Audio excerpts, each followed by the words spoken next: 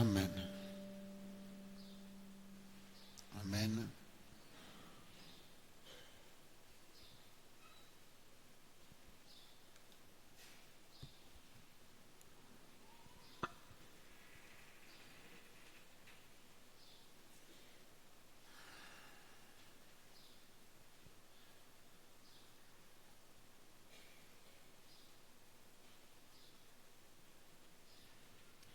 Bonjour bien-aimés dans le Seigneur. Wapendwa, jambo yenu. Lisons deux versets. Some mistari mbili. Non, ce sera même trois. Dans le livre des Nombres, chapitre 23. Muhesabu 23.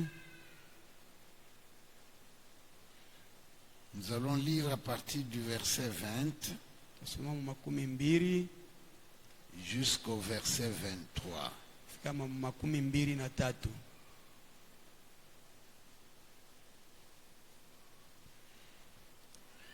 Je voudrais parler de l'invincibilité d'Israël ou de sa vulnérabilité.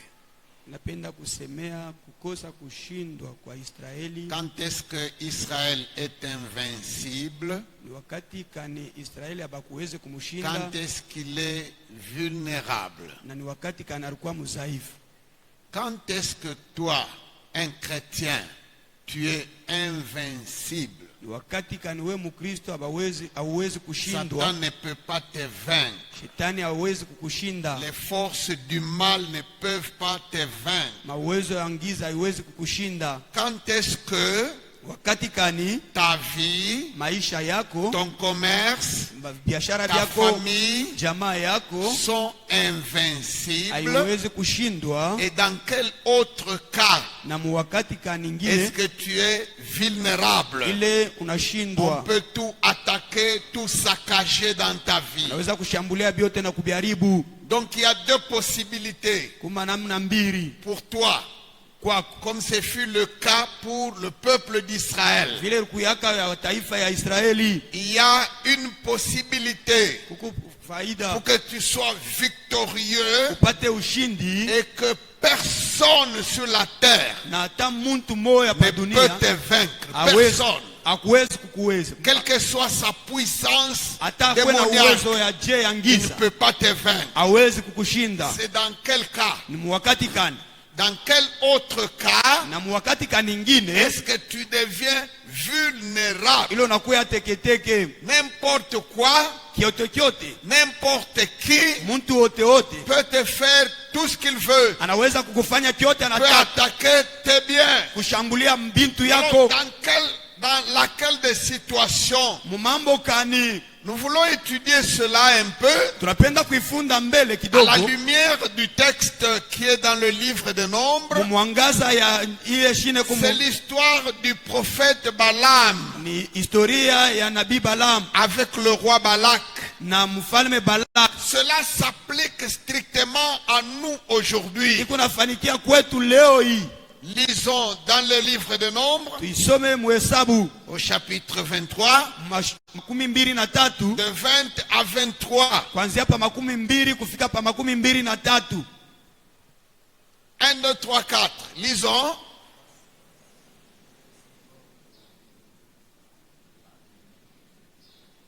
À haute voix, s'il vous plaît. Kwa sauti ya nguvu Que chacun lise dans sa Bible. Reprenons. tuanze. Vous allez lire en criant même. 1, 2, 3, 4.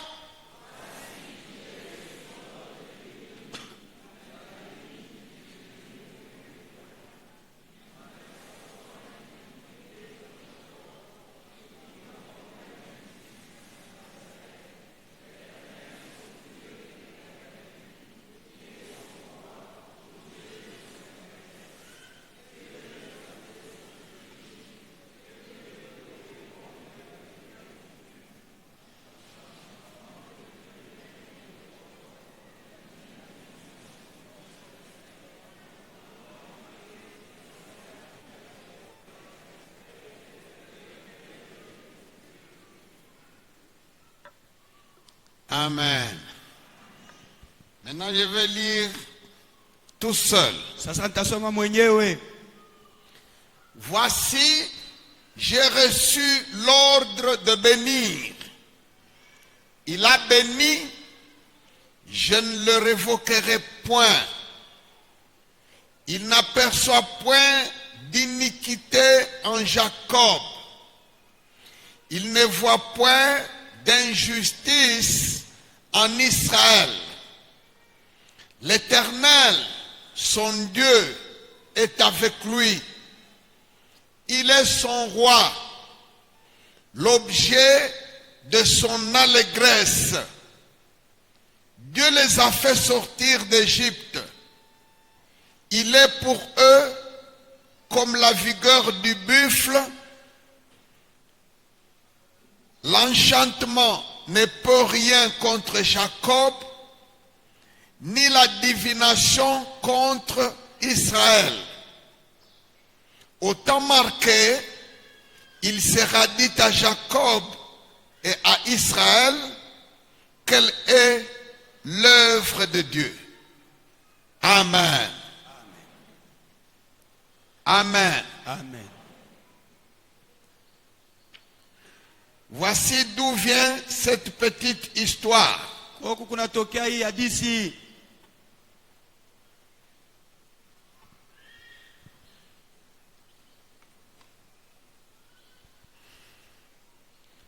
Lorsque le peuple d'Israël s'approchait déjà du pays de Canaan, du temps de Moïse, Wakati watoto wa Israeli balikaribia karibu na Kanaani wakati ya Musa,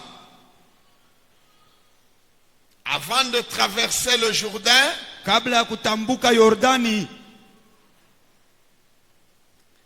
il est arrivé à l'entrée d'un peuple, d'une nation. ilifika mkuingia kwa taifa. Moïse a envoyé des messagers Musa alituma bajumbe pour demander au roi kumuuliza mfalme d'autoriser au peuple d'Israël de passer par son territoire. aruhusu batoto wa Israeli bapitie pafashi yake. Moïse a dit, Musa alisema, nous allons seulement emprunter la route nationale, la route royale. tutapitia tu munjia ya munene, Nous n'allons pas entrer dans le pays. hatutengia mumuji. Nous voulons seulement traverser, passer par ton territoire. Tunapenda tu kupitia pa bulongo bwako. Nous n'allons rien manger dans les champs. Hatutakuria kintu mu Nous mamashamba. n'allons même pas boire l'eau des puits que vous Hatutakunwa avez creusés. hata mai ya mu mabishima Nous voulons hatutakunwa. seulement avoir l'autorisation de passer. Tunapenda tu kupata ruhusa ya kupita. Et si on a besoin de quelque chose de ton territoire, Na kama tunahitajia kintu mu bulongo nous bwako, l'achèterons à prix d'argent. tutakiuza na makuta. Mais ce roi-là, Lakini ule mfalme au lieu de les autoriser à passer, pari ya kubaruhusu bapite, il a réuni toute son armée. anabeba jeshi Il a yake, dit, allons attaquer anasema twende tukashambulie. un peuple pacifique. Bantu tu Il bazuri demandait que le droit de passage. balilomba ko tulabo bapite. Alors, Sasa Dieu est descendu. Mungu anashuka, Israël Israeli, a attaqué. Ce roi-là a attaqué Israël. ule mfalme anashambulia Israeli. Israël a riposté. Israeli anapingana, On a saccagé tout le pays. banarabisha inchi yote. Et au lieu que ce soit seulement le droit de passage, Pali pakwe paka tu ya ils kupita, ont tout pris. banabeba biote sasa. Ils ont même conquis ce pays-là. Na banawina ile Et ils muji ont habité. na banaekalamo. Alors, Sasa la terreur s'est propagée partout alentour. boka buringia kubantu bote kule Dans kumpembe. toutes les nations voisines, Mama taifa yote ya mazingira, tous les rois ont commencé à tomber en défaillance. bafalme bote balianza kuanguka kifundifundi. Alors, il y a eu un roi Sasa kuna kwa mfalme mmoja appelé Balak. jina yake Balaka,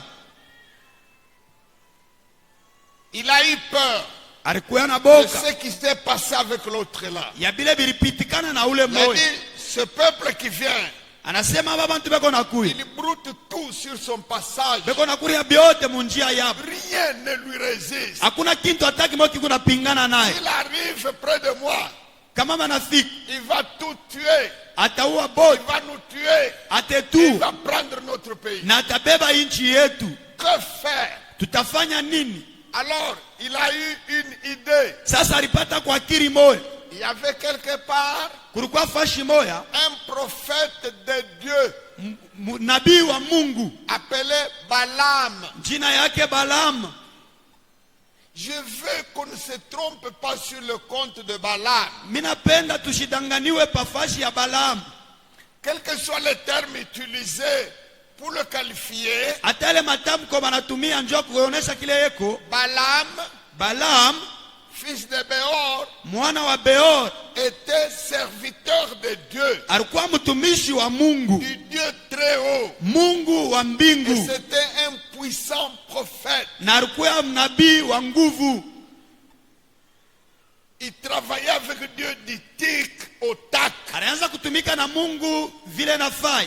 D'ailleurs, lui-même s'enorgueillissait Na ye mwenyewe anaanza kujivuna. quand il parle de lui-même. Wakati anasemea ye mwenyewe. Il dit oracle de Balaam, Anasema oracle ya Balaam. oracle de l'homme clairvoyant, Misemo ya mtu uko naona vile. oracle de l'homme qui voit la vision. Misemo ya ule uko naona maonyo. Dès qu'il se prosterne, Dieu lui parle. Wakati anainama Mungu Un anamzungumzia. peu comment il était ému de lui-même.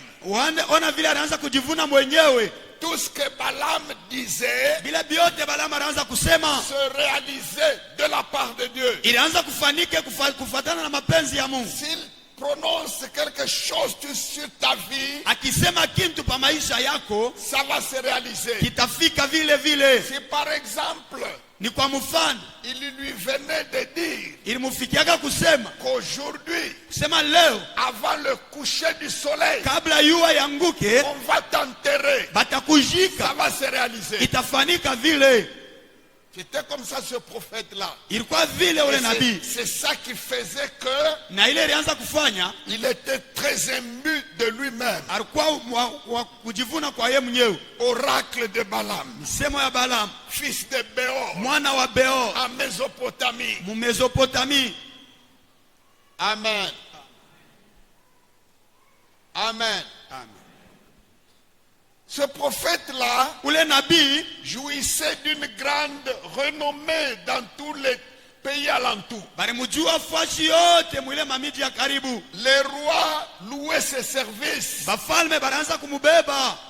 Alors Balak, Sasa Balak, fils de Tsippor, mwana wa Tsippor, est allé louer le prophète Balaam. alienda kumubeba nabii Balaam. Je crois que vous connaissez cette histoire. Na waza mnajua hii Le harishi. temps ne me permet pas d'entrer en détail dans tout le récit. Wakati haituruhusu kuingia mubiote na muuketu. Mais quand Balaam est venu, Wakati Balaam alifika, Balak lui a dit, Balak alimuonesha, voici un peuple qui broute tout tazama bantu beko naribu sur son vyote. passage. Wakati beko napita, Je crains pour mon peuple. nikunaongopa njoo ya taifa yangu. Viens, je te prie, Kuya mimi nakusi, maudis-moi ce peuple unilainia babangu. pour que je l'attaque. Njoo nibashambulie, Et si ça réussit, na kama inaweza, en tout cas, sasa vile, je te donnerai tout ce que tu demanderas. takupatia biote bila Même utalomba. s'il faut te donner la moitié de mon royaume, Hata kama ni kipande cha je te bufalme le bwangu, donnerai. takupatia. Écoutez,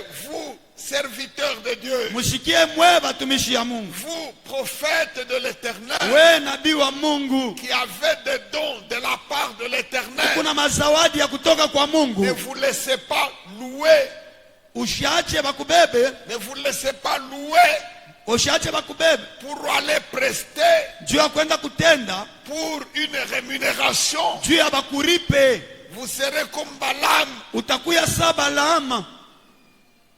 Amen. Amen. Bien que Dieu lui ait résisté, Hata kama Mungu alimkataria kwenda, mais la part du gain a fait que Balaam est tout de même allé. mambo ya makuta yalimfanya Balaam ende. Écoutez, Mshikie, il y a des choses kuku bintu où vous n'avez pas besoin de dire, bila uhitajia je kusema, vais d'abord prier. prier Dieu. taomba mbele Mungu. Que Dieu me dise d'abord. Il y a des choses où vous n'avez même pas droit. Hauhitaji hata kuomba njoo ya bile. Par exemple, quand une femme Kwa mfano kama mama vit en concubinage avec un mari d'autrui eko naishi na bwana wa benyewe, et que cette femme-là t'appelle, ule bibi anakuita toi serviteur de Dieu, wewe mtumishi wa Mungu, pour que tu viennes prier pour elle. wewe uko muombe. Parce que le monsieur en question, Juu ule bwana ça fait 3 mois kuna kwa miezi qu'il ne 3 fait plus signe de vie. ashionekane, Et la femme là t'appelle. na ule mama anakuita, Elle te promet une voiture. anakulaka gari. Si tout passe bien, Kama vyote vinafanyika je mzuri, vais t'acheter un passeport. takuzia passport. Est-ce que tu as besoin de demander la volonté de Dieu? Pa ile fasi unahitaji kuomba mapenzi ya Pour Mungu, prier qu'un mari juu d'autrui ya kuombea bwana wa benyewe revienne sur la concubine. amrudie ule bibi wa Tu benyewe. n'as pas besoin de demander la volonté de Dieu. Hauhitaji kuomba mapenzi ya Mungu. Quand les messagers de Balak sont venus, Wakati bajumbe ya Balaki barifika pour inviter Balaam juu ya kumuita Balaam à aller maudire qui? kwenda kulaini nani? Israël, le Israeli, peuple de Dieu. taifa ya Mungu. Et toi qui, Na wewe nani? prophète de Dieu, Nabii wa tu Mungu. vas maudire le peuple de Dieu comment? Utaenda kuharibu nabii Ou bien yote ya tu Mungu. vas dire aux messagers de Balak, Hao tabambia bajumbe ya Balaki, passer la nuit, mulale que je demande à Dieu niulize Mungu qu'il me dise ce que je dois faire. anioneshe nini C'est nitafanya. déjà une erreur. Pale ni nkosa. Tu n'as pas besoin de demander à Dieu. Hauhitaji kuomba Mungu. Tu connais la volonté de Dieu sur ce dossier. Unajua mapenzi ya Mungu pa ile Tu fwashi. connais la parole de Dieu On a en dit- cette matière-là. Unajua neno ya Mungu mwile na Tu n'as pas besoin d'interroger Dieu. hauhitaji kumuuliza mbele Mungu. Ok? Mzuri. Comme on t'a promis de l'or. Vile balikulaka Comme dhahabu. ton cœur est penché. Vile roho yako inalalia. Ok, va. Wende. Dieu est venu lui dire va. Mungu anamuonesha wende. Alors il a cru que c'est une autorisation à aller. Anawazia Au kusema ni lieu de comprendre que Dieu était déjà en colère. anawazia kusema ni ruhusa, ole ya kuchika kusema Mungu anashiriki. Sur le chemin, Munjia Dieu lui a résisté 3 fois. Mungu anampinganisha mara tatu. Un âne a ouvert la bouche comme un homme Punda anafungula kinywa sa pour Mungu parler au prophète. kumsemea nabii. Malgré ça, il est parti. Hata vile yeye alienda paka. Quand il est arrivé là-bas, Na wakati alifika kule, le roi mfalme lui a dit, anamuonesha, bon, de quoi tu as besoin unahitajia nini pour faire ta cérémonie? juu ya kufanya maseremoni yako? Qu'est-ce qu'il lui a dit? Anasema nini? 7 taureaux et 7 béliers. Mangombe 7. Vous voyez, quand un faux prophète Kama nabii wa bongo est au service anakuya kukazi du mal ya bibaya et qu'on lui promet na banamulaka beaucoup de choses, bintu vya mingi, on peut l'enfermer dans un bureau. batamufungia mu Ça biro. peut être un chef Inaweza qui kuwa est allé mfalme le louer alimubeba pour qu'il prie, juu aombe pour qu'on puisse me maintenir dans ce poste, bamuchungie pa ile ou fuasi bien pale, pour qu'on puisse me promouvoir. au benipandishe. Alors, il appelle un faux prophète, Anaita nabii wa il bongo, l'enferme dans son bureau. anamfungia mu biro Et ya. en tout cas, si ça passe, Anasema kama si inavyowezekana, ma promotion passe, kama promotion yangu inapita, en tout cas, je vais d'abord t'envoyer en congé en Italie. takutuma ako mbele mu Italie. Alors, ce Sasa faux prophète-là, ule nabii wa bongo il va faire un sacrifice de 7 taureaux et 7 béliers. anaenda kutoa kwele masadaka. 7 taureaux et 7 béliers. Basi C'est-à-dire le maximum. kusema kufika pa Il yote, peut s'enfermer pour une prière à jeûne à sec. anaweza kujifunga mu Même mafungo pendant 7 jours. hata pasipo kulia mu mashiku Pour 7 prier pour un voleur de deniers publics. juu ya kuombea muntu ngivi eko naiba bintu vya bantu.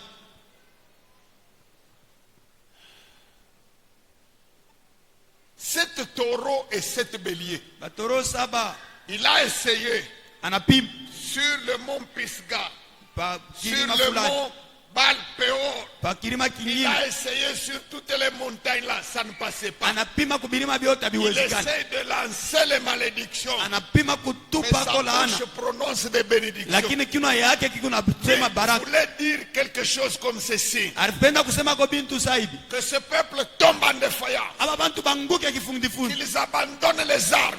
baache sila yabo qu'ils tombent comme des sauterelles. baanze kuanguka sampanjo. Au lieu qu'il prononce, que sa bouche prononce des choses comme ça, Bari ya kinwa kyake kiseme bintu bya vile, mais de sa bouche sortait le contraire. lakini mukino yake mulitoka kinyume. Personne ne peut les vaincre. Hakuna mtu atabashinda. Ils sont vigoureux. Beko banguvu. Leurs ennemis vont fuir. Baenemi yabo batakimbia. Alors Balak lui dit, tais-toi, tais-toi, tais-toi. Balaka anamuonesha kala kimya, kala kimya. Mais je t'ai loué pour les maudire, tu commences à les bénir. Mimi kuita njoo kubalaini wewe unabariki.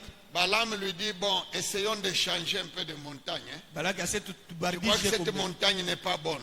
pai kilima kina kia bien. Allons du côté de Kakonto. Twende kuku kakonto kule. Il va sur l'autre montagne. Anafika kukile kilima. La même chose. Bintu bimo. Allons du côté de Kilimansimba. Twende kukilima nsimba. Ils vont là-bas, la même chose. Bina kule bingi. Allons du côté de Kawama. Twende na kukawama. La même chose. Bimo bimoya. À la fin, Kumwisho Balaam lui a dit la vérité. Balama anamuonesha sasa bia kweli. Il dit, ce peuple, Nasema aba bantu aba tant que Dieu, ile wakati tu leur Dieu, Mungu wabo ne voit pas d'iniquité parmi eux, ashone monzambi tant mukati qu'il yabo. n'aperçoit aucune injustice parmi eux, Kama shone ko tu bubaya mukati il n'y yabo. a aucun prophète, Hakuna ta nabii moya. il n'y a aucun sorcier, Hakuna ta mloji moya. il n'y a aucun magicien sur la terre Hata mchawi hata moya pa qui peut dunia. les vaincre. Kula anaweza kubashinda.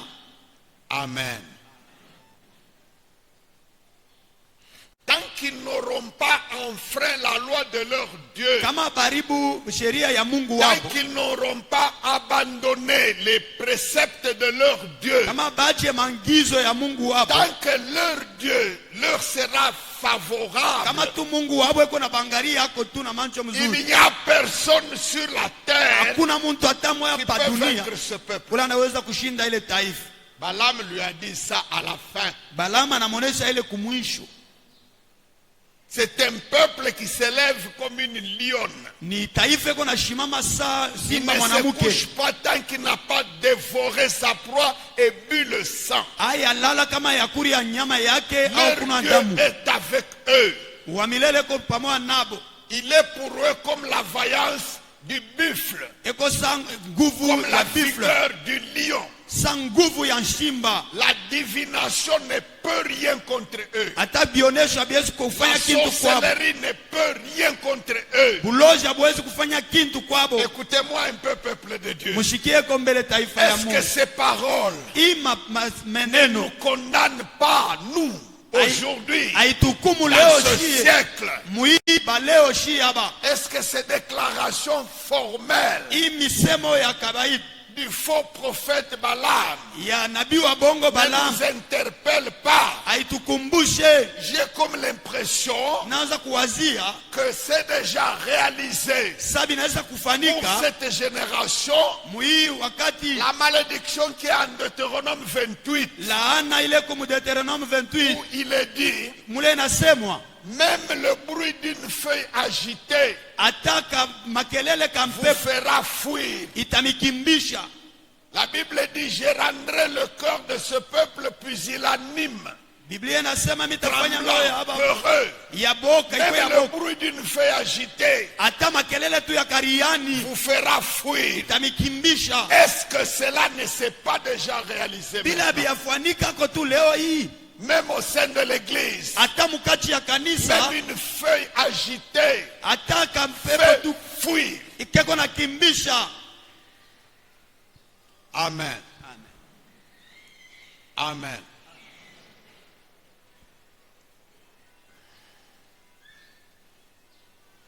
Alors le roi Balak était curieux. Sasa mfalme Baraka alipenda kuyua sasa.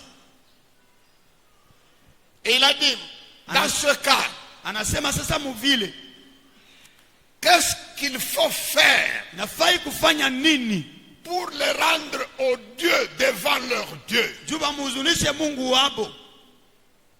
Quel est leur secret? Siri ni nini?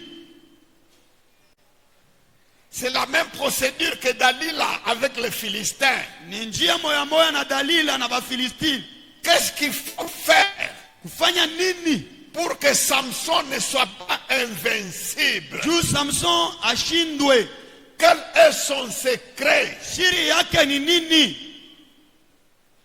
C'est ça la doctrine de Balaam Njo dini ya Balaam qui enseigne à Balak eko na mfundisha Balaam comment faire, kufanya je, comment procéder kufanya je pour les avoir, juu ya kubapata, pour avoir leur commerce, juu ya kupata biashara pour byabo, avoir leur santé, juu ya kupata pour afya yabo, avoir leur famille. juu ya kupata majamaa yabo. Peuple chrétien, Taifa ya Bakristo, qu'est-ce qu'il faut je kufanya pour que tu sois invincible, juu ushinda pour kushindwa, que personne ne puisse t'avoir? juu kushipata moyo wa Il y a kukupata. une possibilité Kukunam pour que rien au monde kushipata kintu kimoya ne kuduni, puisse t'avoir. Il y a une possibilité. kunawezekana kukunamna.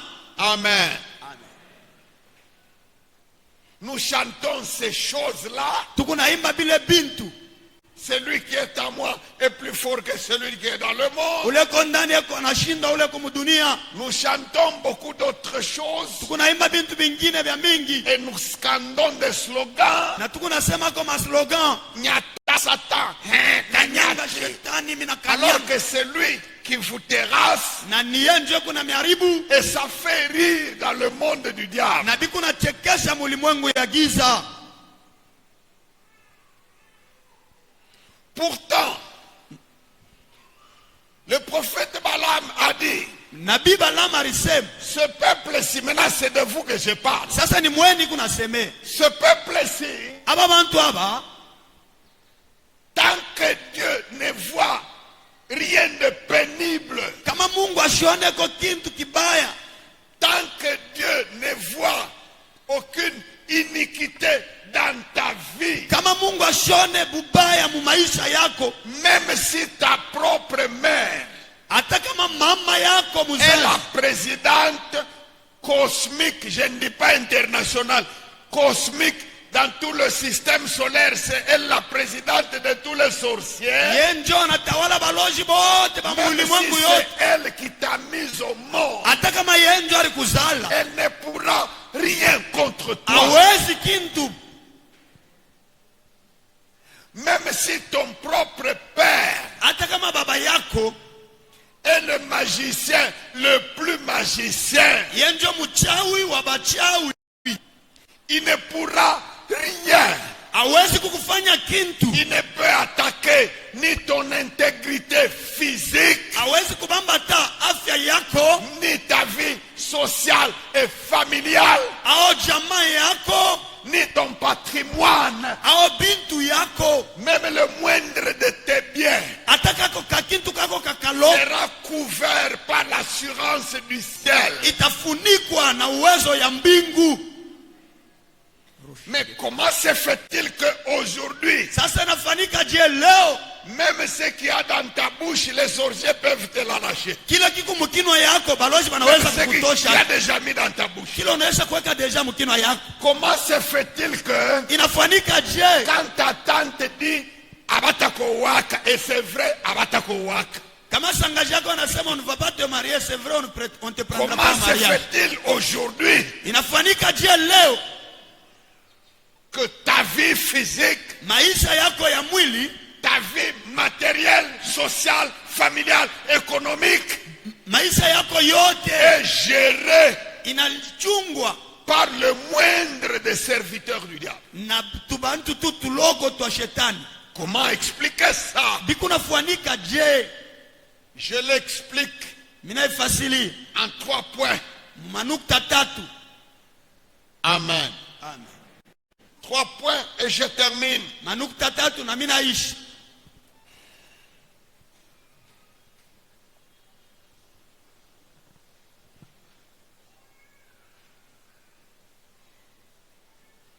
Et je veux que quelqu'un soit vraiment attentif à ce que je veux dire. Na mina penda muntu wote ashikie vile minasema.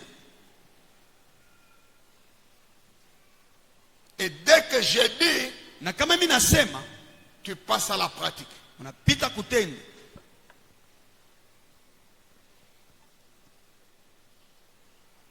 Premier point, Nukta ya kwanza, vous vous en doutez bien, hawezi kuelewa. sanctification. Utakaso.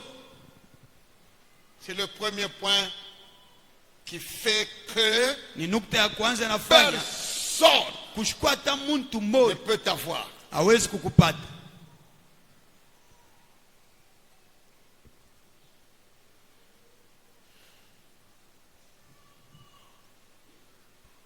Pourquoi ça?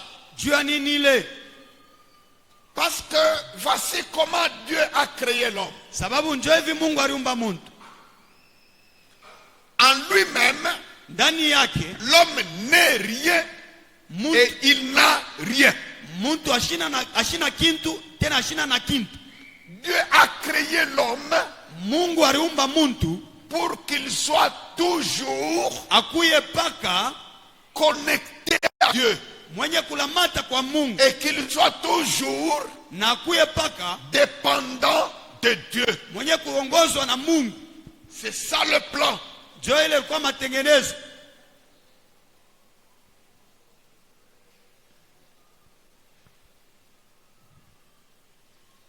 L'homme ne peut pas vivre sans Dieu. Muntu ashezi kuishi pasipo Mungu. L'homme ne peut pas vivre séparé de Dieu. Muntu hawezi kuishi mbali na Mungu. Et il y a un interrupteur Na kuku interrupteur qui peut faire que tu sois soit branché à Dieu, soit déconnecté. naweza kufanya unalamata kwa Mungu au unatoshwa. C'est la sanctification. Ni utakaso.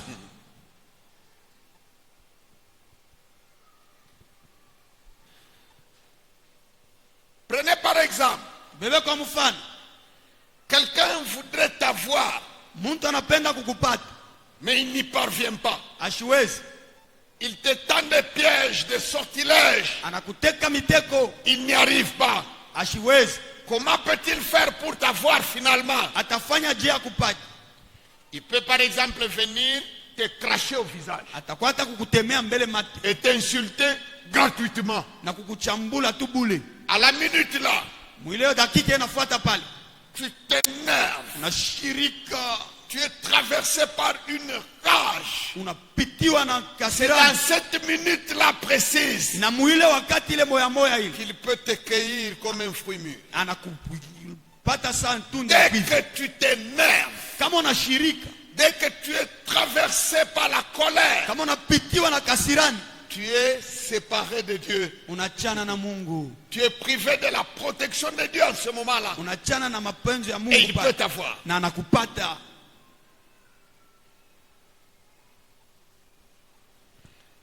Que signifie, si vous vous mettez en colère, ne péchez point, que le soleil ne se couche pas sur votre colère, ne donnez pas accès au diable. Kama munasirika, mushiweke njia kwa shetani. Que signifie, Ni kusema nini?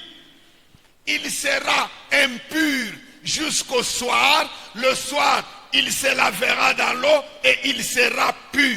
Atakuya wa buchafu kufika magharibi, na magharibi atanawa mai na atakuya mtakatifu. C'est-à-dire, Ni kusema dans toute l'activité du jour, muile kazi yote ya mashiku vous êtes comme un Israélite dans le Lévitique 11 unakuwa sa mwana wa Israeli mu Levitique qui 11, aura touché, même par inadvertance, des bêtes impures, atabamba kwa tapa kusokosa des kujua choses bintu bichafu, impures, bintu bichafu, soit par les yeux, ata kumancho, à l'écran, ku ekran, à l'écran de télévision, ku television ou sur l'écran de ton téléphone. au ku telefone. Tu touches des impuretés, Unaona bintu tu bichafu, contractes des souillures, unapata kwa mabuchafu, même par l'ouïe, hata mkushikia tu es souillé unachafuka, en entendant, en écoutant des choses sales. mkushikia bintu vya buchafu. Mais aujourd'hui, c'est surtout les yeux, Leo sasa zaidi ni mancho, l'écran ekran et même la rue. na munjia, Même sur la rue, na en munjia regardant comme ça, mkuona tu hivi tu es souillé. unachafuka, C'est alors que tu es vulnérable. unakuwa mzaifu sasa pale.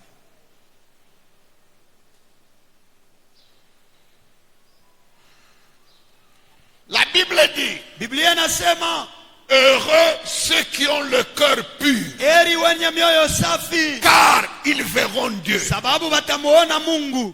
Un cœur pur. Moyo safi, La sanctification utakaso concerne toutes les 3 dimensions de l'être. mahatua tatu yote ya bumuntu: Le corps, mwili, l'âme, nafsi l'esprit. na roho. Et j'irai plus loin, Na mimi nenda mbali même l'environnement. na mazingira. C'est ça le problème. Ndio mama,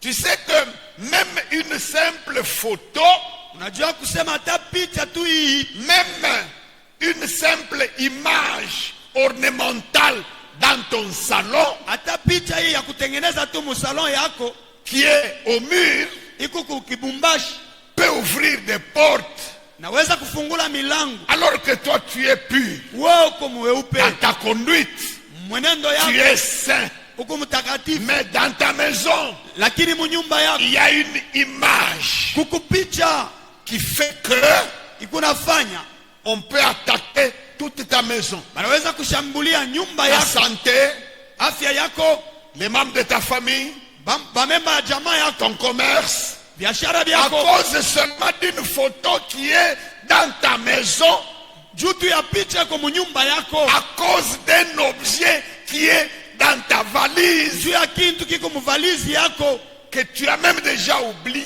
kile naisha na kusabwaka, un objet mal acquis, kintu kile ulipataka ou munjia un mubaya, objet acquis par la voie du péché, au kile ulipataka munjia ya ou bien zambi, un objet qui avait servi au péché.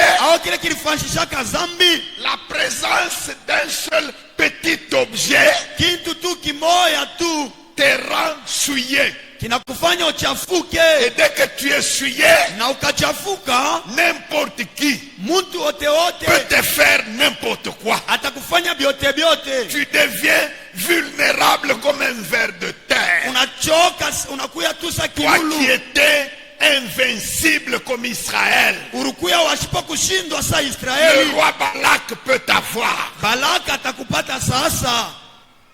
Un chrétien, normalement, par définition, on ne peut pas t'avoir. Mukristu muvile nafai abawezi Personne kukupata sur la terre. hata moya La kudunia. puissance du Saint-Esprit que tu as Uwezo wa Roho Mtakatifu loko est nayo au-dessus de tout ce qui s'appelle puissance dans le monde des ténèbres. iko yulu ya ile mauwezo yote mungiza. Écoutez, il y a des choses que vous ne connaissez pas.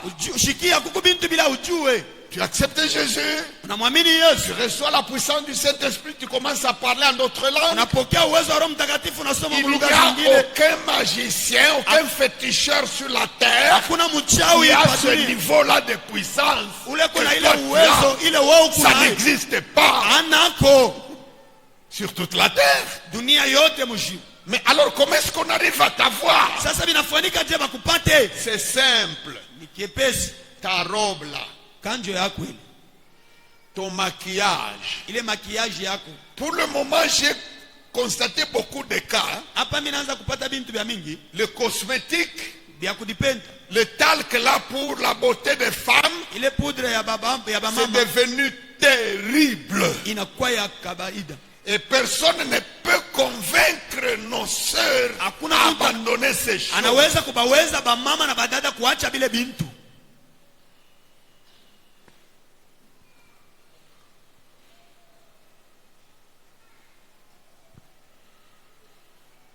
Paka poudre itu. Mimi siseme mwache mapoudre yote. Sina nawe problem. Pakala. Fanya na madesin. La kuisha. Pakupe na michakana.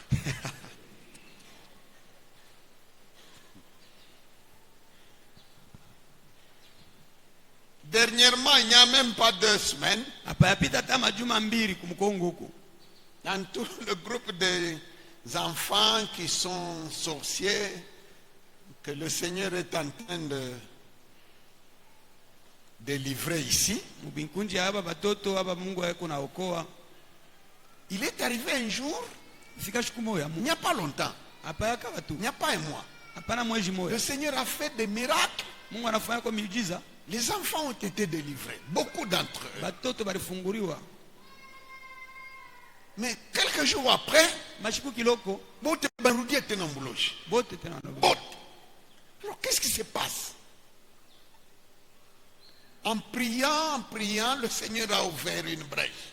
Mungu anafungula ako. L'une d'entre elles Moya kati yabo a eu la visitation, je ne sais pas, d'une amie ou d'une parenté, balimutembelea qui ko lui a kama amené un yake. flacon de poudre. Alimuletea ko ka poudre.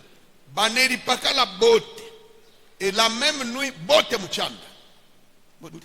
Banarudia mutena.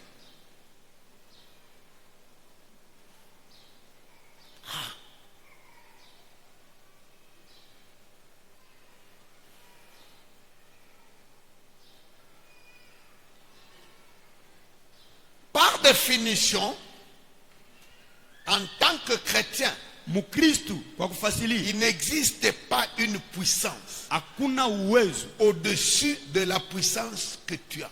Ça n'existe pas. ikuyulu ya ile uwezo kunayo wewe. Ça Haina n'existe pas. hainako. Mais maintenant, comment est-ce que tu deviens vulnérable? Sasa je unakuwa wateketeke? Wawa, Kasirani, Mashimango, Shuki. Dans l'église là, namona na kinywa kenye kinaonesha tu chupa. Mkanisa, nishakuchukia bwana.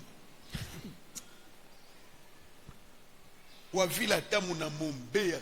Je, muunge mikono hata 80 mumwekee, ignora rien.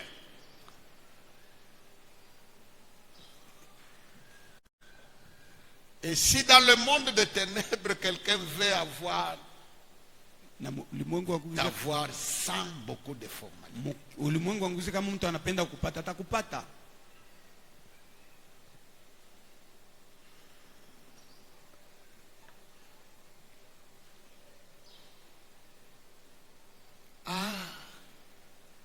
Balaam dit, Balama anasema l'Éternel wa milele ne voit aucune injustice parmi eux. ashone bubaya kati yabo, Il ne voit aucune iniquité parmi eux. ashone monzambi kati yabo. Comment faire Je kufanya pour que Dieu ne puisse pas voir juu Mungu ashibaone, une iniquité dans ta vie? Mungu ashone zambi mu maisha C'est yako. ça que tu dois noter Ndio ile utanjika sasa sur ce chapitre de sanctification. pa hii nukta ya utakaso.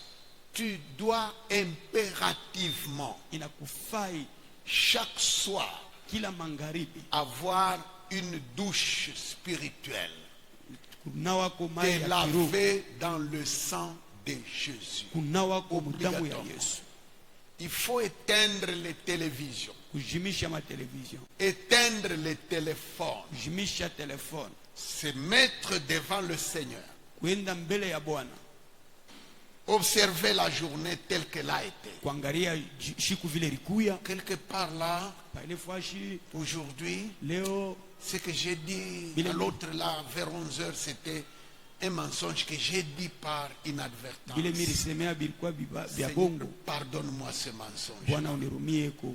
Seigneur, lorsque la sœur Leng m'a parlé ceci, j'étais en colère. Ule dada pale alinisumburisha na Seigneur, shirika. pardonne-moi. Bwana unirumie. Seigneur, Bwana, Seigneur. Bwana. Donc dans ta vie là, tu commences à ramasser tout. Mu maisha yako kuna Prends même lukota. 1 heure du temps en prière. Abeba hata saa moja tu Le mu maombi. soir, Magharibi. surtout le soir, Zaidi magharibi. le soir, Magharibi. après l'activité du jour. Kisha makazi ya Après siku. l'activité du jour, Kisha makazi ya siku. tu es comme un mécanicien Unakuwa sa mekanisien. qui a travaillé à la mécanique sous la carrosserie, mafuta, tout. Tu es comme ce mécanicien. Ulitumika sa Souillé kumyotoka na de la mafuta. crasse partout. Biote bima mafuta. C'est comme ça que tu es le soir. Jo vile wiko magharibi. Alors le soir, Sasa magharibi. il faut tout arrêter. Surtout le soir. Il faut kuacha biote magharibi zaidi. Et toute la famille. Na jamaa yote mujima. Amen. Parce que l'ennemi opère surtout la nuit. Adui anatumikaka zaidi bushiku. C'est pourquoi Ephésiens 4:26 dit, Ndio kwa maana kwa Efeso s'il wanasema est arrivé pendant la journée que vous vous mettiez en colère, kama ili kufikia kwa que cette mshiku na colère-là n'aille pas jusqu'au soir. usishirike Surtout kufika pas na le magharibi soir. na magharibi. Si quelqu'un dit, Kama mtu anasema mine kalaka na roho mfupi, kama banifanye mambo haishake bupeshi, absolument, hakika cette personne-là, ule muntu wa vile, absolument, hakika tous les sorciers la connaissent. baloji bote banisha Et elle kumjua travaille activement dans la sorcellerie. na yeko natumika sana mubuloji. Il est impossible Biko nguvu que tu sois cette personne-là qui retient la colère pendant une semaine. Il est impossible que tu ne sois pas sorcier. biko nguvu uache kwa muloji kama kwa Ça ne vile peut pas se faire. habiwezikane. Ce n'est pas toi-même qui le veux, mais on viendra te prendre. Aina wewe unapenda Il y a des sorciers immatriculés. kuku baloji Il y a basiko aussi des matricule. journaliers de tâcherons. Na On vient te prendre, tu vas travailler la nuit, on te remet. kuku bale bako natumika tu bushiku banamurudisha tena busubuhi. Toi-même, tu ne le sais pas. Wao bajuu. Tu dis seulement, moi, j'ai l'habitude de rêver, mais quand je me réveille, ça disparaît. Unasemaka tu unalalaka unalota me kila mke Tu ne aukumbuke rêves tena. pas, ce ne sont pas des rêves. Aulotake haina mandoto. C'est une activité que tu fais dans le monde des sorciers. On te fait travailler. Ni kazi moja unafanya Mais mulimwengu il y ya a giza leko na une kutumikisha. éponge avec laquelle on te suit pour te remettre le matin. Lakini busubuhi Pour que banakushimisha tu biote. oublies. Juu sabwe biote. De peur que tu ne confesses. Juu shiseme ebyo. Et à force de t'utiliser comme ça, Na muma wakati yote akukutumikisha vile,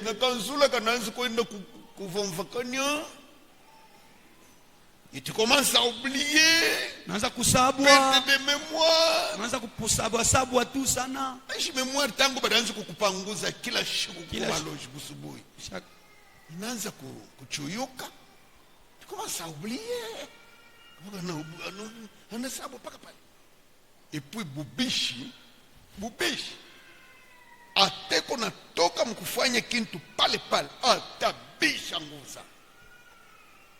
C'est un signe, Ni alama, c'est un signe de sorcellerie. alama ya buloji. C'est parmi les signes les plus probants. Ni alama moja iko inaonekana hivi, inaonesha.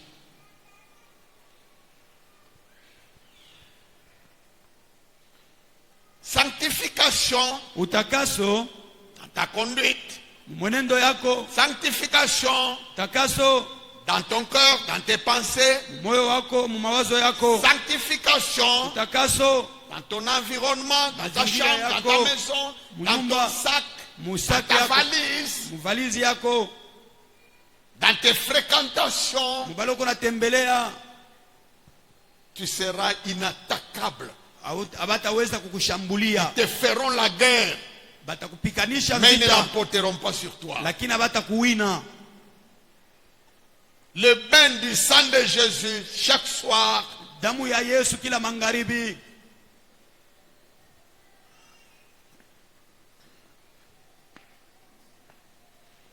deuxième point, Nukta ya pili qui fait que quelqu'un soit invincible, inafanyaka muntu bashinde kumushinda le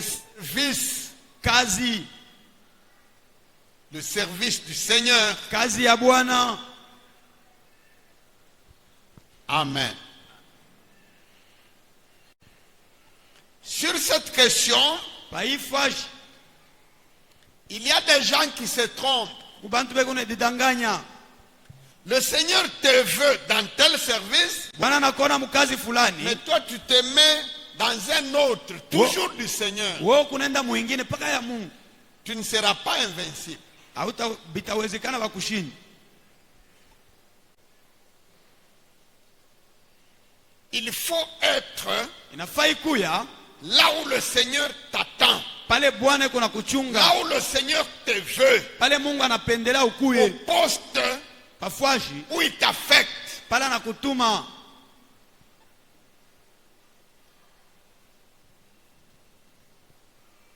Amen. Quand moi je te dis, Kama mimi nakuonesha, moi, ton pasteur, mimi mchungaji wako, je peux te dire quelque chose. naweza kuonesha kintu, Je peux t'affecter dans un service de la part de Jésus. naweza kukutuma mkazi moya mufati ya Je suis Yesu. là pour ça. Niko pale njuu ya ile. Le Seigneur m'a mis là pour vous gérer, Bwana alinyeka pale njoo kumichunga, pour vous organiser. njoo kumitengeneza. Je peux te dire, Naweza kukuonesha, frère, ndugu, tu deviens diacre. unakuwa mshemashi, Et pour ton diaconat, na njuu ya kazi yako voici ce que tu dois faire. utafanya hivi na hivi.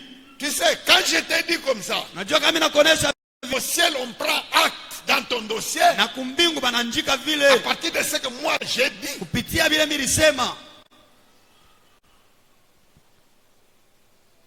et si tu ne fais pas Na kama ufanye ce que moi je t'ai demandé de faire, vile milikulomba ufanye, quand je dis moi, c'est peut-être une exagération parce que ce n'est pas moi, kama mimi nasema vile haina samie, c'est Jésus ni Yesu qui utilise seulement ma bouche. eko natumia tu kinwa kyangu.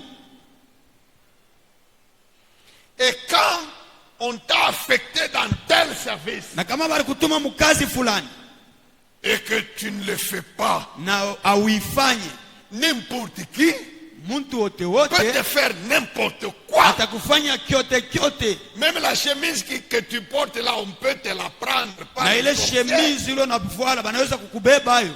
Tu peux avoir un contrat juteux, on vient te le récupérer. Unaweza kuwa na kontra ya mafasa na banakubeba hayo. Et puis, le comble des malheurs, c'est que les gens croient que c'est à force de prière seulement qu'on peut arracher ces choses. Mensonge! Bamingi banaweza kusema mkuomba ndio tabeba biote, ni bongo. Ce n'est pas la prière qui a ces choses nécessairement. Haina maombi kunafanya bile bintu. Et puis, quelle prière? Na ni maombi aje? Il vient donner seulement la tête pour qu'on prie sur sa tête. Anakuwa kuleta tu kichwa bamombe. Oui, moi je vais prier. Mimi takombe. C'est ça mon travail. Ndio kazi yangu. Mais il n'y aura rien. Na kutafanika kintu. Il n'y aura rien. Kuna kintu kitafanika. Mais fais le travail. Fanya kazi.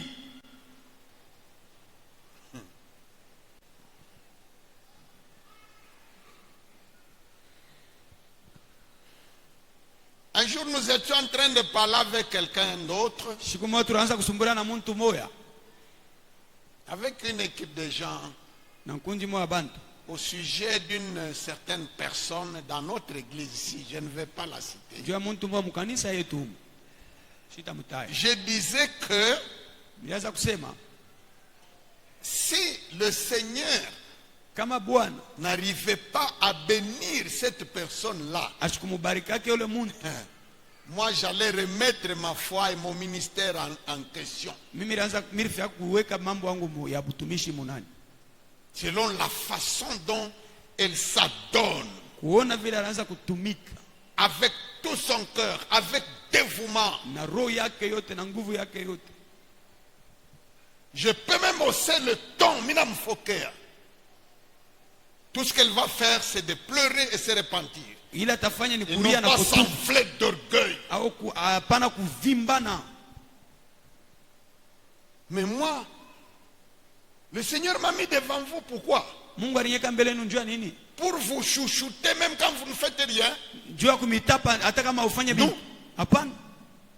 Quand tu ne fais rien, Kama ufanye kitu ou quand tu fais mal le travail, au kama unafanya kibaya mais mkazi j'ai sévi contre toi na tashimama njuu yako avec la colère du ciel. na kasirani ya mbingu, Même si tu es 10 fois plus âgé que moi, hata kama nilipita kumiaka.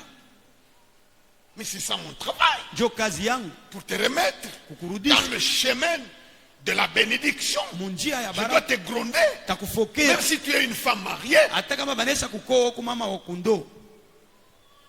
Et il y a d'autres, il ne faut pas le gronder. Kuku bengine ushimufokee, Sinon il s'énerve atashirika et il raccroche tout. na nabiacha byote.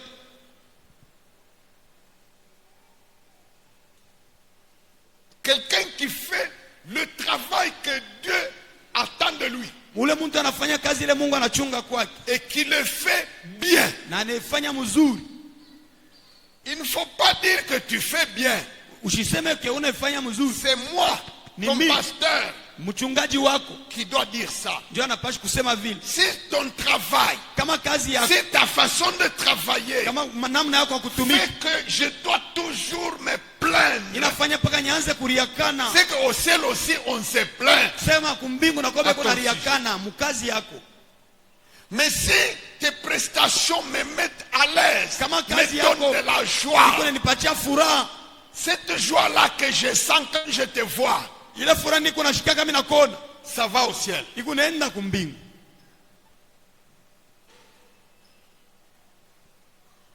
Avant d'être serviteur ou servante de Dieu, Kabla- tu es serviteur ou servante des hommes. Kama kabla ya kuwa ya mtumishi wa Mungu, huko mbele mtumishi wa bantu. Quel est le jour où Dieu viendra te dire, Jean-Luc, tosha kaka kichapa? Siku kani Mungu atakuwa kuonesha utoshe kakichi pale.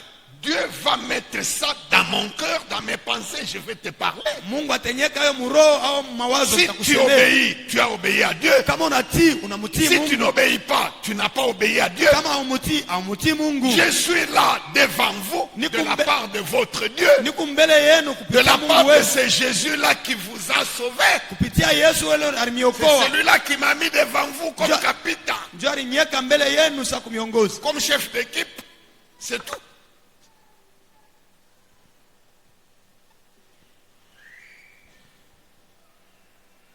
Comment est-ce que ton service Je kazi yako peut être agréable à Dieu naweza kumpendeza Mungu sans que moi je puisse le sentir? pasipo mie niishikie. C'est moi qui dois sentir. Ni mimi ndio wa kuishikia. Ce frère-là, vraiment, il est assidu. Ule nduku ule anajua. Vraiment, quand tu lui donnes un travail, Kama unampatia kazi tu n'as pas à pleurer. hautariakana. Cette sœur-là, en Ule tout cas. dada.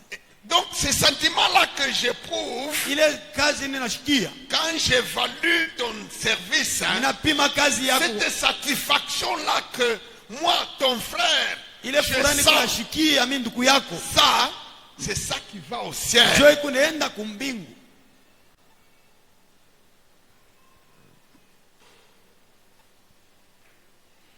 Quelqu'un qui travaille très bien, Mtu la anatumika mzuri sana. même si on le descendait déjà dans la fosse, Hata kama wanamshusha munjimu, Dieu peut encore l'en faire monter. Mungu anaweza tena kumtosha hamu.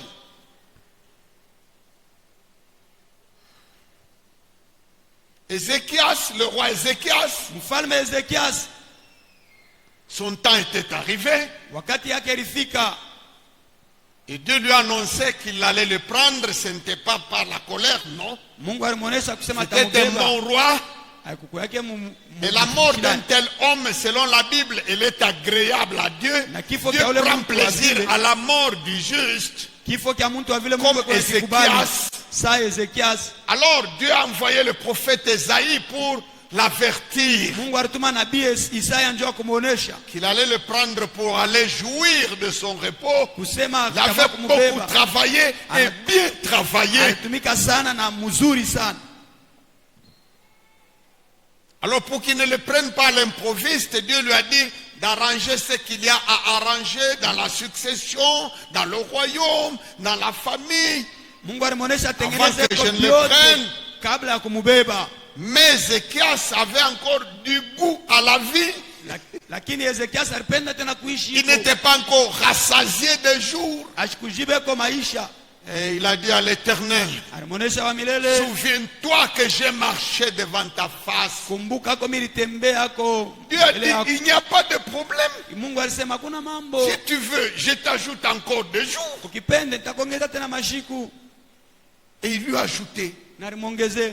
Pourquoi? Juu ya nini? En raison de sa façon de Juu travailler. tu ya namna yake ya kutumika. Et non pas par le volume de prière. Non. Hapana kubwingi ya mama La ombi. façon de travailler de Ézéchias Namna ya kutumika ya était Ezekias telle que même si son temps était arrivé normalement, ilifanyika hata kama wakati yake ya il kufa a consommé ilionekana. le nombre des années. Et Alifikisha Dieu miaka yake ya était kuishi. très content de le récupérer. Na Mungu alifurahi kumubeba. Mais aussi longtemps qu'Ézéchias Lakini vile Ezekiel voulait encore brouter quelque chose sur la terre, alipenda kuriako tena kintu pa Dieu a dunia. dit, il n'y a pas de problème. Alisema hakuna Je problem. t'ajoute encore des années. Alisema mimi nakuongezea tena miaka.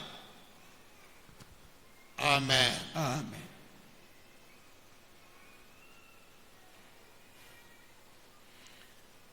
Bon, si dans notre église, Mukanisa yetu si tout le monde était zélé kama shie bote tulikuwa na à bidii l'œuvre de Dieu, mukazi ya Mungu, d'abord nous accomplirions des exploits. tupashe kufanya mastajabu. Du zèle. Bidii Parmi les armes du chrétien en Ephésiens 6, masila ya Mukristo wa Efeso, le zèle, bidii le zèle pour le service, juu ya kazi ya Mungu c'est une arme protectrice ni silaha ya kujikinga nayo pour l'œuvre de Dieu. juu ya kazi ya Mungu. Troisième et dernier point, Nukta ya tatu na ya mwisho, les bonnes œuvres. matendo mema. Amen. Amen. Lisons un peu dans le livre des psaumes. Someko mbele mkitabu cha Zaburi Le psaume 41, de 1 à 4. 41 kuanzia pale kufika pa 4. Lisez comme ça en désordre. Élevez la voix, que chacun lise. Tunyangule masauti tusome. Élevez la voix. Psaume 41, 1 à 4. 1, 2, 3, 4.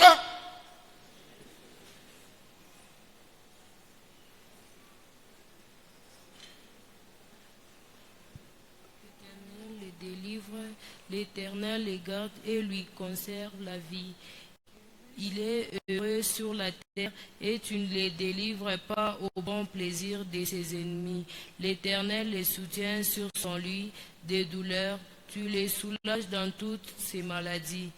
J'ai dit, l'Éternel ait pitié de moi. Guéris mon âme, car j'ai péché contre toi. Mes ennemis me disent méchamment de moi. Quand mourra-t-il, quand périra son nom?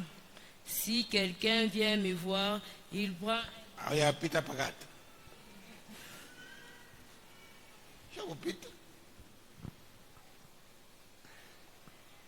Mais ce psaume-là, 41, Ile Zaburi 41, souvent quand je lis cette tranche-là, kama nasoma kile kipindi kile, je ne sais pas le cocktail de sentiments que je sens dans mon cœur. juu kipimo Le mélange. kile niko nashikia mule ndani yangu. Vous savez, la parole de Dieu, Neno ya Mungu c'est une puissance. ni uwezo. La parole telle qu'elle est écrite là, Neno paka vile tu tubasha lis, kuandika. tu mets en pratique. Unasoma, unaweka mtendo. Laissez-moi relire. Munyache nisome Psaume tena. 41, Zaburi 41.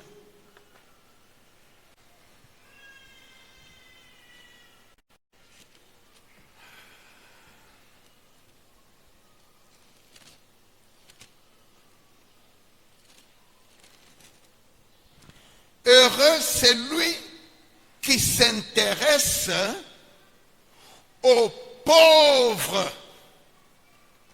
Amen. Et maudit celui qui est indifférent. Na lainiwe ula shishutuke. Le proverbe 28 dit, Mezali 28 celui qui nasema, ferme les yeux, proverbe 28 verset 27, celui qui ferme les yeux, celui qui est indifférent au sort du pauvre, Ule la anafunika Bible macho dit kwa mambo ya il est masikini. chargé de malédiction, Anaweza il est maudit. Anaweza kujazwa na laana, anaweza Mais le kulaaniwa. psaume 41 déclare heureux celui qui s'intéresse Zaburi à la situation du pauvre. Zaburi inasema heri ule anaangalilia mamashikini. Les pauvres, à commencer par ta famille biologique. Mashikini kuanzia mjamaa yako ile ulizalikia. C'est là que ça commence. Ndio kule binaanzia. Tout ce que tu feras en dehors, Ile yote utafanya même nje, à l'église, hata mkanisa, même sur la rue, hata munjia, même si tu construis 1,5 million d'asiles de vieillards et d'orphelins, orphelinat. hata kama unayenga maorfelina ya mingi, Tu n'as pas commencé par ceux qui partagent le même sang que toi. awanzie kubale bana Tout beko ce na que damu tu na moya na we. feras, c'est de la fanfare. Vile vyote utafanya ni makelele bule. La Bible dit, c'est lui qui n'a pas soin des siens. Biblia inasema ule ashangarie bake. Dans 1 Timothée 5:8. Timotheo wa C'est lui kwanza, qui n'a pas soin des siens, ule ashangarie bake, de son père, baba de sa yake, mère, mama de yake, son grand-père, mkambo de son yake, cousin, uzee de wake, son beau-père, au mko de yake, sa belle-mère, au mko yake de son mwanamke. beau-frère. Ah, Allez, continuez-moi un peu cette liste. Unyongezee na kule kumbele. La Bible dit, Biblia inasema c'est lui qui n'a pas soin des siens, ule ashangarie bake a déjà renié la foi, anaweza même kuacha imani, s'il prie, hata kama même naomba, s'il prêche, hata kama même nahubiri, s'il parvient à ressusciter Abel le juste. hata kama nalamusha Il Abeli, a déjà renié la foi anaweza kuacha et imani il est pire qu'un païen. na anampita kwa mubaya kupita na mupagano. C'est lui qui n'a pas soin des siens. Ule ashangarie bake. Parce que parlant des pauvres, il y a à manger, à boire. Hein? Kusemea ba mashikini peko vyakula na vyakunwa. Il y a des gens qui font des œuvres devant la caméra. Bantu beko na toa kupitia na Mais allez makamera. un peu à Kamalondo, allez voir où longe sa mère. Wende mkamalondo kangalie mule mamake kuna Allez lala. un peu en Colomonie, allez voir Wende mkolomunu kaone les enfants du petit frère de son propre père. batoto yake ya baba yake mzazi. Mais lui, il peut faire des choses devant la caméra. Hein? Yeye atafanya ko bintu mbele ya kamera. Miibi. Bangivi.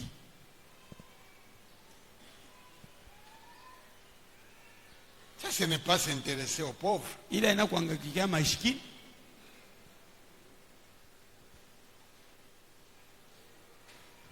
Heureux c'est lui Eri ule qui fait quoi? anafanya nini? Qui s'intéresse aux pauvres. Angaikia mashikini. Maintenant, qu'est-ce qui se passe pour un tel homme? Kuko nafanika nini kwa ule muntu wa vile? Au jour du malheur, l'Éternel le délivre.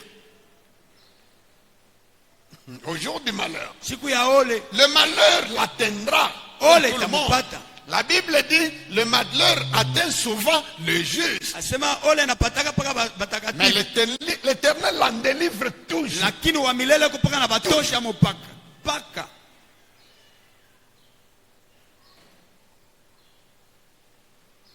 Heureux celui qui s'intéresse aux pauvres. Eri ule kunangaikia mashikini. Qu'on réunisse tous les méchants du Zimbabwe, Tuchange bakali bote ba de Muzimbabwe, la RDC, ba Mukongo, de la Rhodésie du Nord, na ba Rhodésie ya kunor, du Mozambique. ba Mozambique. Tu sais, quand ces gens-là opèrent la nuit, ceux qui opèrent dans les ténèbres, Unajua bale banatumikaka bushiku, ils sont solidaires. banachanganaka. Il peut appeler même ceux de l'Égypte, Anaweza kuita na bakumisri, ceux de la Côte d'Ivoire. na ba Côte Tout le d'Ivoire, monde vient en renfort. banakuwa kusaidiana. Ils ne l'emporteront pas sur lui. Abataweza kumuwina. L'homme qui s'intéresse aux pauvres. Ule muntu yuko nangaikia mashikini. Ils vont attaquer ton champ. Batashambulia Ils vont shamba yako, attaquer ton commerce. hata biashara Ils byako, vont attaquer tes activités. hata makazi yako. Rien n'y fera. Rien. Hakuna kitu kitakufanikia. Ce n'est pas parce que tu pries beaucoup. Haina tunju unaomba sana. Non. Hapana. C'est parce que tu t'intéresses beaucoup Ni aux juu pauvres. ukunangaikia sana mashikini. Mais faites ça. Ce que je vous dis là, c'est ça le secret. Mufanye vile. Njoo siri ile mimi namiambia. Marchez dans la sanctification. Tembea mutakaso. Servez le Seigneur. Tumikie Bwana. Causez les bonnes œuvres. Fanya matendo mema.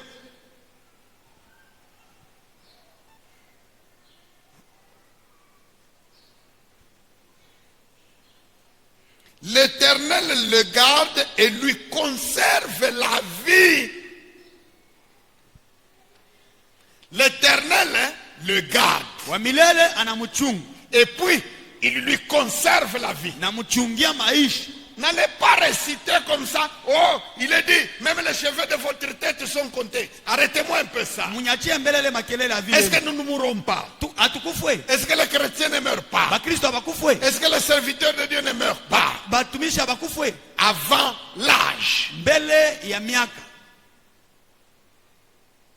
Mais ces promesses-là Ile malako sont au conditionnel. inakazishwa, Quand Jésus dit, même les cheveux de votre tête sont comptés. Yesu anasema hata nywele ya kukichwa Là, il wanaebaluna. se situe dans le cadre de l'appel et de l'envoi missionnaire. Pale anaweka kutumwa mkazi ya Ce n'est mission. pas à des gens qui sont statiques, qui sont sédentaires. Aina tuku bantu balisha kuikala pale. Ce n'est pas de telles personnes qu'il a passé une telle promesse. Aina bantu bavile bala alisemea ile. C'est à des personnes qu'il a envoyées Kubale bantu alituma et qui sont exposées au péril. na banawekwa Il a dit, je vous kumatari. envoie comme des brebis parmi les loups. Anasema na mituma kama C'est mkondo alors kati ya qu'il mbwa leur fait mwitu. voir les promesses qui les accompagnent dans cette vie périlleuse. Eko ne basukuma mwile maisha ya vile. Ce n'est pas quelqu'un qui est assis chez lui, Aina kwa muntu qui lenesa ne kukala fait kwake. rien. Asifanye kintu. Quand l'œuvre de Dieu est en souffrance, Kazi ya Mungu iko nahangaika. lui il caresse son ventre. Yeye kuna tengeneza kwa tumbo Ce n'est yake. pas ces gens-là Aina bale bantu qu'on wa vile. promet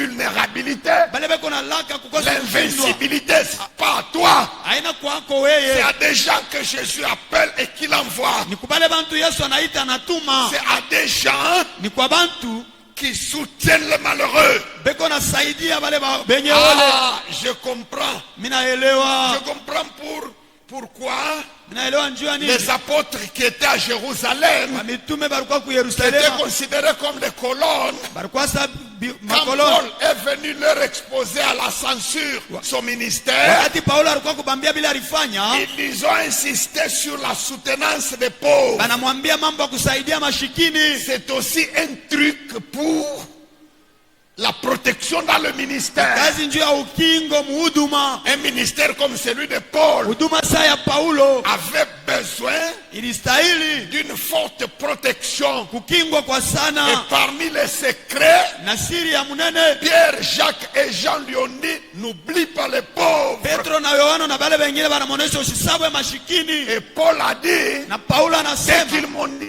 ça, wakati je baliniambia me suis ile, empressé de mettre ça en pratique. nilifanya mbio na yoweka mutendo.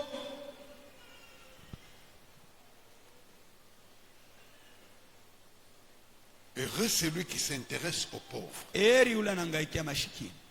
Au jour du malheur, Wakati ya ole, l'Éternel le délivre. Mungu atamu. L'Éternel garde sa vie Mungu eko nachunga maisha yake et il le protège. na eko na mkinga. Non seulement il te protège dans ton intégrité physique, Hapana tu kunachunga tu mwili, il protège ta famille, kunachunga jamaa il yako protège ton mariage, na ndoa il yako, protège tes enfants, batoto il yako protège aussi tes biens. na bitu yako. Et c'est pourquoi il est dit, tout ce qu'il entreprend, lui réussit. Ndio kwa maana nasema vyote bila atafanya viko na Le uwezo. contraire, c'est tout ce qu'il entreprend ne marche pas. Kinyume ni vyote atafanya Alors vitashindwa. dans l'église, 80% de la population disent, Mukanisa. yote abiendeke, rien ne marche. Bantu beko nasema vyote abiendeke mukanisa. La vie que nous menons est tout le contraire, l'exact contraire du tableau biblique. Maisha yetu tukunaenda nayo Pour un chrétien. inachana na ile banesha kwa Pour un chrétien, la Bible dit, tout ce qu'il entreprend, lui réussit. Kwa Mkristo banasema vyote atafanya vitaweza. Mais le chrétien d'aujourd'hui, Lakini tout ce qu'il entreprend échoue. Mkristo wa leo vyote anafanya vinashindwa. Dieu t'a bien écrit.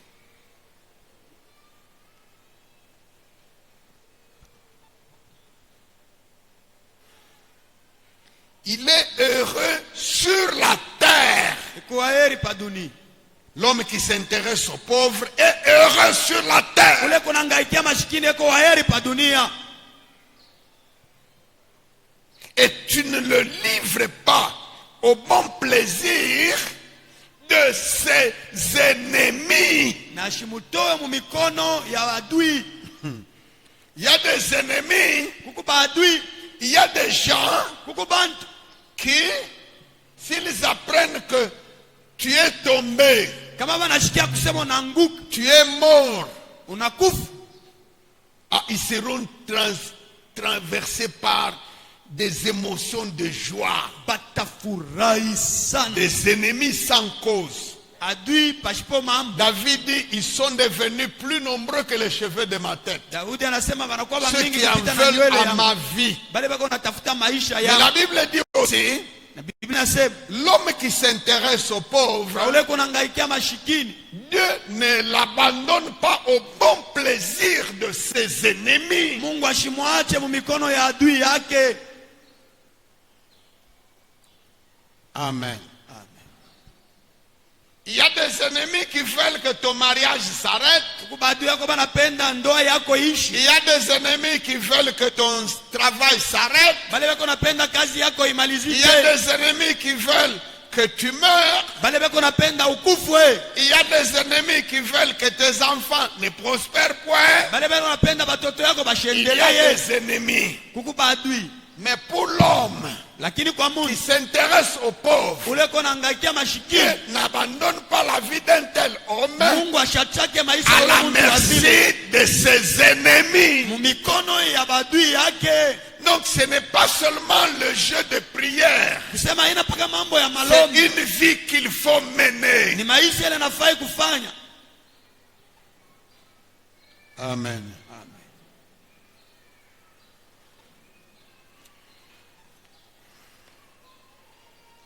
Je crois qu'il convient que je ferme, Naweza kusema que nafai j'arrête par là. nishimamie pale.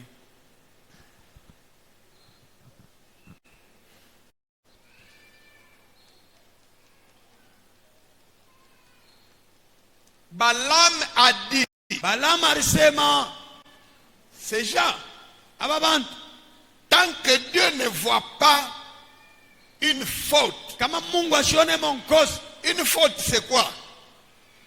Ce sont les péchés courants que nous connaissons. Ni zambi ile tunajua, C'est aussi le fait de ne pas faire les bonnes œuvres. na nifaji ya C'est ça les injustices là dont il parle. tenda kukosa kufanya bintu bizuri. Tant que Dieu ne voit pas d'injustice parmi vous, Kama Mungu asione kibaya kati yetu, personne ne peut vous vaincre. hakuna mtu atamu atamishinda. Fût-il votre propre père ou votre propre mère. Hata kwe baba ne yako peut au mama rien yako faire. hawezi kufanya kitu. Mais il y a des gens qui prient beaucoup, Lakini kuku bantu beko naomba sana mais rien ne s'arrange. na kuna kitu kiko nafanyika. Depuis 2012, Kwanza mu 2012 il fait au moins 3-4 jours à la montagne en prière. kuna funga na kupanda kumilima, Mais il ne voit rien jusque-là. De tout ce qu'il a commencé à prier, rien. hakuna kitu hata kimoja tangu Parce alianza que tout ce kuomba. que lui connaît, c'est seulement prier. Bila na yeye ni kuomba paka Tout ce qu'on demande de faire là, il ne le fait pas. vya kulomba kufanya ashififanya. Mais prier, non. Kuomba Donnez-lui une semaine de prière, c'est peu pour lui. umupe juma maombi kwake ni kiloko sana. Dites-lui, faisons ceci, il ne fera pas. Umuoneshe tufanye vile asitafanya. Dites-lui, arrête de faire comme ça, il n'arrêtera pas. Muoneshe acha kufanya vile asitafanya. Mais il ne fait que prier. Ukupana endelesha kuomba. C'est une punition, cette prière-là, c'est une punition que le diable te donne Ni punition ile shetani anakupatia ile maombi ile. pour te faire souffrir seulement. Akuteswe bule.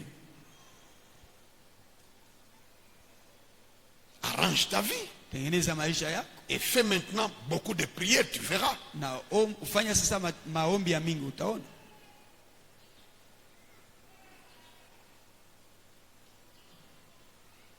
Quand est-ce qu'un chrétien est invincible? Wakati kani Mkristo abawezi kumshinda Quand est-ce qu'il est invulnérable? na wakati kani ashiwezi kushindwa, Quand est-ce que personne wakati kani hata ne mtu mmoja peut ni l'attaquer, ni attaquer ce qui t'appartient? anaweza kumshambulia au kushambulia bila kunavyo. Sanctification, Utakaso, service du Seigneur, kazi ya Bwana, bonnes œuvres. matendo mema.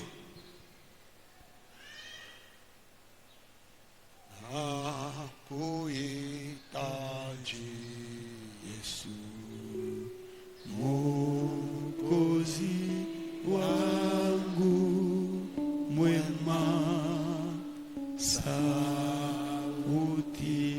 yako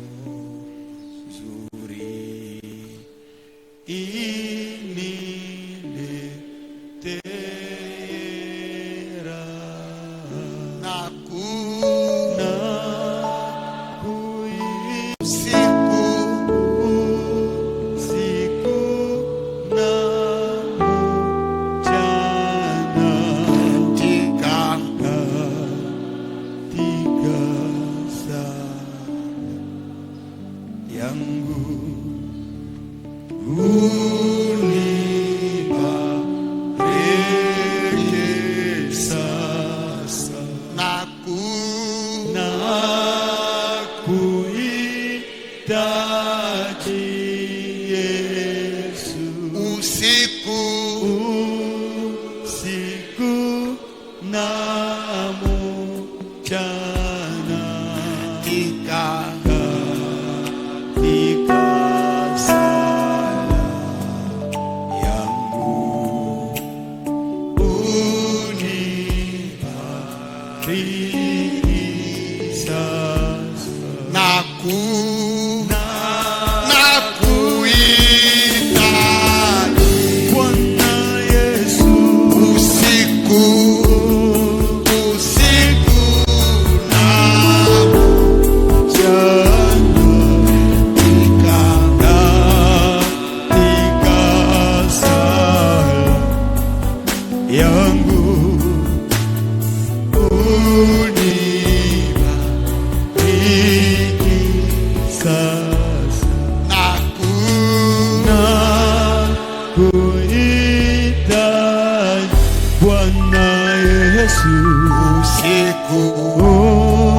usiku na mchana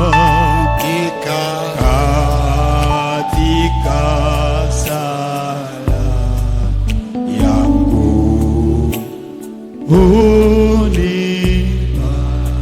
unibariki sasa na kuhitaji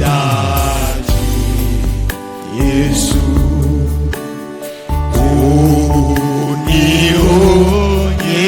unionyeshe njia na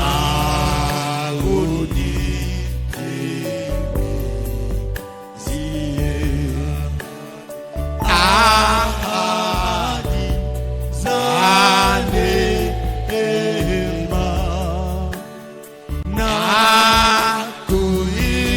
kuhitaji Yesu usiku na mchana katika sala yangu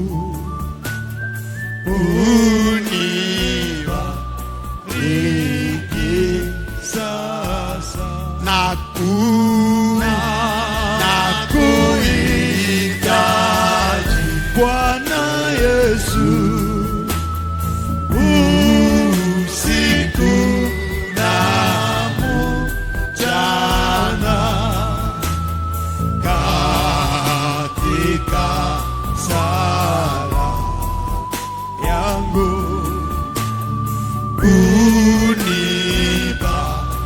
unibariki sasa na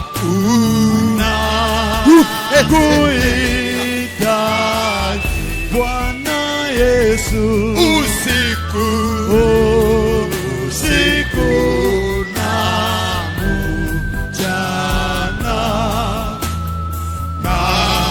katika sala yangu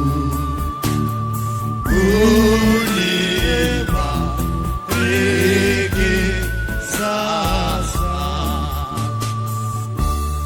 Prenons un petit moment de recueillement, de méditation, dakika kidogo ya kufikiria sanctification takaso dans ta vie, maisha yako, dans ta conduite, mwenendo yako, dans tes possessions, bintu byako, dans ton environnement.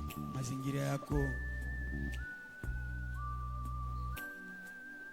Zèle pour l'œuvre de Dieu. Bidii ndio ya kazi ya Mungu, Bonnes œuvres. matendo mema. Et ajoutez alors les prières après ça. Na kisha ongeze po sasa maombi. Ils te feront la guerre, Watakukombanisha mais ils ne te vaincront pas. lakini hawatakuwina.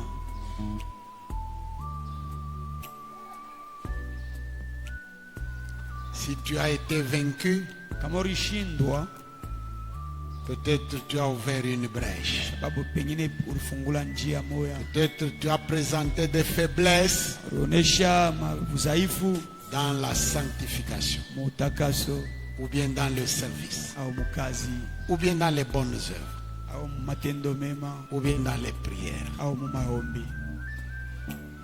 Alors, c'est lui qui a trouvé sincèrement Kwa ule anaona kwa hakika un défaut ulema en lui. ndani yake. Sur ces 3 points, Ile manukta tatu, c'est lui qui a trouvé la cause ule anaona anapata de ses échecs, chanzo kia kushindwa kwake, qu'il s'élève là où il est, ashimame pale eko, qu'il se présente devant le Seigneur, debout. ashimame tu mbele ya Bwana pale eko, Ne viens pas devant. ushikwe kumbele, Reste seulement là où tu es. bakia paka pale wiko.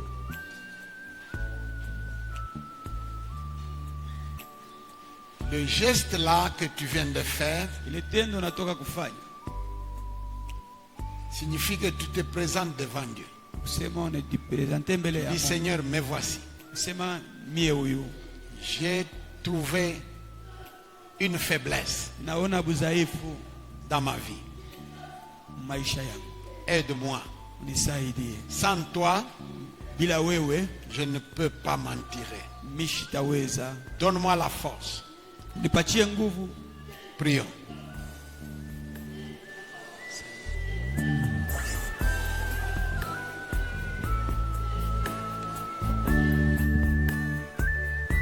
Yesu asiyashitaweza Bwana.